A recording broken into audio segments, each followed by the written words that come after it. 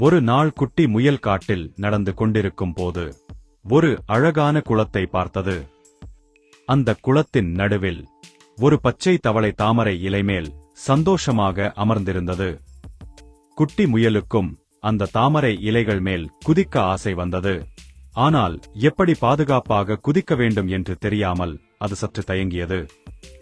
அதை பார்த்த பெரிய தவளை தாமரை இலைகள் மேல் எப்படி மெதுவாகவும் பாதுகாப்பாகவும் குதிக்க வேண்டும் என்று முயலுக்கு காட்டிக் கொடுத்தது.